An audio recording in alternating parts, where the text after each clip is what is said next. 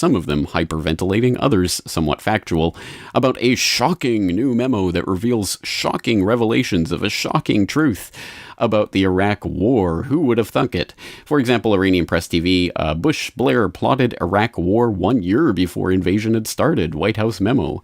Or the Orwell Big Brother Corporation here, Tony Blair will help U.S. on Iraq, 2002 memo says. Iranian NDTV, former British PM Tony Blair committed UK to Iraq War year before invasion, report. As I say, this is hitting a lot of different news outlets today, but interestingly, unbelievably, the best coverage, by far the most detailed coverage, and I believe the coverage that this all sources from, is the Daily Fail. Yes, the Mail on Sunday, which I believe broke the story. Smoking gun emails reveal Blair's deal in blood with George Bush over Iraq War was forged a year before the invasion had even started. Leaked White House memo shows Prime Minister's support for war at summit with U.S. President in 2002. Bombshell document shows Blair preparing to act as spin doctor for Bush, who was told the UK will follow our lead.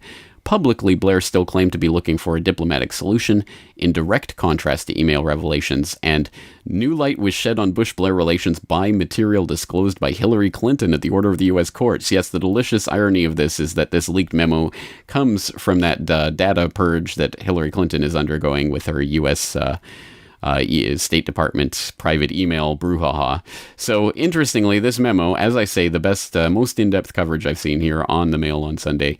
Lots of coverage, including a line-by-line breakdown of what this memo is talking about and what it means. But the actual memo here, let's take a look at it. On Iraq, Blair will be with us should military operations be necessary. So keep in mind, this is April 5th to 7th, 2002, a meeting at Crawford Ranch between Tony Blair and President Bush at that time. Blair will be with us should military operations be necessary, 1 year before the invasion. He is convinced on 2 points: the threat is real and success against Saddam will yield more regional success. And goes on to say Blair may suggest ideas on how to, 1, make a credible public case on current Iraqi threats to international peace, 2, keep Iraq's neighbors on our side, 3, handle calls for UNSC blessing that can increase support for us in the region, and 4, demonstrate that we have thought through the day after. Every single one of those points is just ridiculous in hindsight, isn't it? For example, number 1, make a credible public case on current Iraqi threats to international peace. Of course, there was no credible public case to be made because Iraq was not a threat to international peace. And we know that from many different sources. For example, we know that Blair tried to make the case through his sexed up WMD dossier on Saddam's weapons of mass destruction that we know was sexed up by one of the insiders, Dr. David Kelly, the UN weapons inspector, who blew the whistle on that and promptly ended up dead. People who don't know the story will best be served by going back to episode 192 of the Corbett Report podcast, Requiem for the Suicided Dr. David Kelly, for the full story. I'll put the link in the show notes, of course. Number 2, keep Iraq's neighbors on our side. That's particularly humorous, or not really funny, but funny, but, well, sadly humorous, given what's happening in the region surrounding Iraq right now, of course, with Syria right on the border there.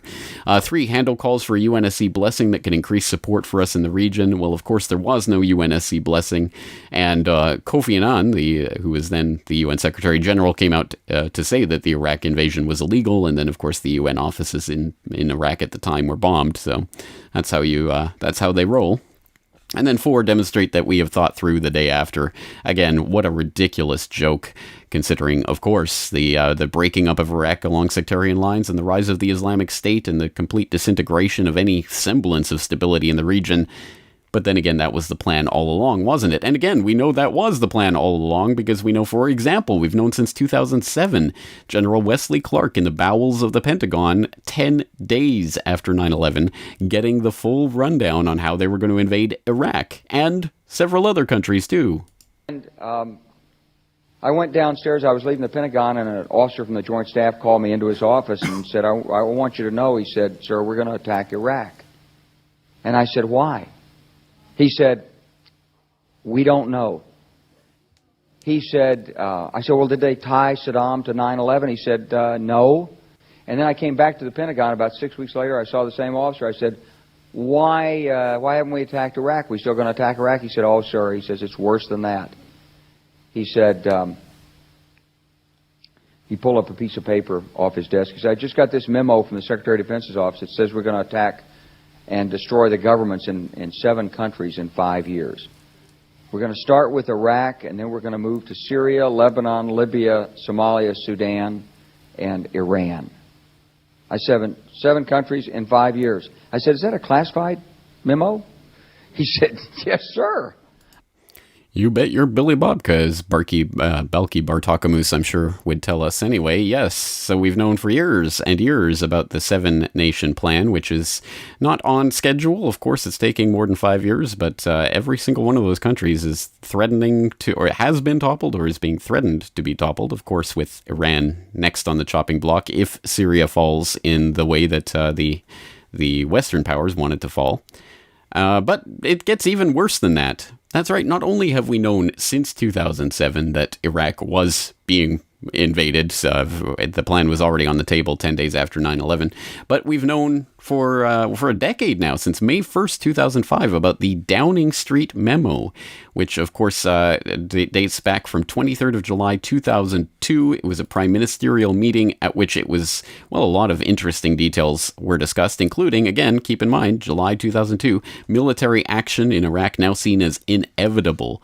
Bush wanted to remove Sudan through military action justified by the conjunction of terrorism and WMD, but the intelligence and facts were being fixed around the policy. Remember that? Remember that little phrase? Yeah, this is where it comes from, the Downing Street Memo, downingstreetmemo.com. You can read the memo and why it is and was so important to really document what we had already known, which is that they had planned the Iraq war well in advance and nothing was going to deter them because they were fixing the facts around the policy. Yes, David Kelly tried to warn people as well.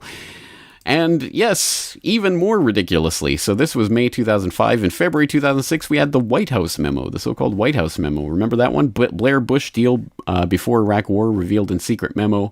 PM promised to be solidly behind U.S. invasion with or without backing. Again, that was from January 2003, so a little bit later, but still months and months before the actual invasion, and when we were being told they were still seeking diplomatic channels. One of the most ridiculous revelations from that one, Mr. Bush told Mr. Blair that the U.S. was so worried about the failure to find hard evidence against Saddam that it thought of flying U-2 reconnaissance aircraft planes with fighter cover over Iraq, painted in UN colors. Mr. Bush added, if Saddam fired on them, he would be in breach of UN resolutions. A literal false flag provocation, which Blair actually tried to talk, well, I guess did talk Bush out of doing, but still, painting planes up in UN colors to try to get Saddam to shoot him down. Unbelievable the extent that they were going to. And again, we've known about this for years and years, 9 years now we've known about the White House memo, so does it seem like we're getting the same story regurgitated to us over and over and over and over again? Wow, surprising. Who would have thought it? There was a deal in blood forged a year before the invasion. Yes, we already knew about that deal. We know that Blair and Bush were fixing facts around the policy. We know that they had determined that military action was inevitable. We know that they were just only quibbling about how to sell it to the public and how to sell it to the world. And that was the only thing they were even discussing for that year run up to the invasion. So this is not news. This is not anything that should be surprising to anyone who has had even one eye open over the past decade and a half. And if you know about this, great, awesome, wonderful. If this is all Groundhog Day to you, well, join the club. But please spread this info in this context. Spread this video to people around you who still don't quite get why the establishment mouthpiece media is disintegrating in front of our eyes, why it is the train is falling off the rails, and why they are such a laughingstock. It's exactly because of things like this. And that's not even conjecture. We can go to the latest Gallup poll, September 28th, 2015. Americans' trust in media remains at historic low. Surprise, surprise. And here's the graph of trust in mass media, a great deal or a fair amount. Well, back in late 90s, early 2000s, you had the peak at 99, and around the peak after 9/11 and in the Iraq war run-up, you had 54%. And then the Iraq war invasion happened, and wow, wouldn't you imagine that? It just suddenly dropped 10%. Wow, people just suddenly stopped trusting the media. I wonder why, if there's any relation there with what happened in Iraq. And then it's never really recovered since then, and now, of course, it remains at the historical low. 40% still 40% too high, but at least it is an historic low, which should be, well, again, it should tell us something, that after the Iraq War, lies were sold to us by the establishment mouthpiece press. Suddenly, the establishment mouthpiece press didn't look so good. And what was happening around this time as well? Oh, that's right, the rise of the blogosphere and the internet. So, yes, I think Americans and people around the world are making their choices in media quite a bit differently than they were a decade and a half ago. And that's for the good, but still not good enough, because we're still getting the same stories recycled to us over and over as if it is actually news. Well, it isn't, and it shouldn't be for anyone with their head screwed on straight. Which, unfortunately, I guess is not a lot of the public these days. At any rate, again, please do share this information. This is not a news story. This should not surprise us. The only thing that this should tell us is that people who were not outraged enough to do anything about it the first time this was revealed to us will certainly not be any more outraged a decade later. 1 decade in advance, when people have almost forgotten, oh yeah, the Iraq War, that kind of happened, didn't it? Anyway, 1 million people dead, but who really cares? Oh, by the way, yeah, it was all planned a year before, and it was all a pack of lies that was sold to you. And in the next story, well, there is no next story, because that is really the only story that matters.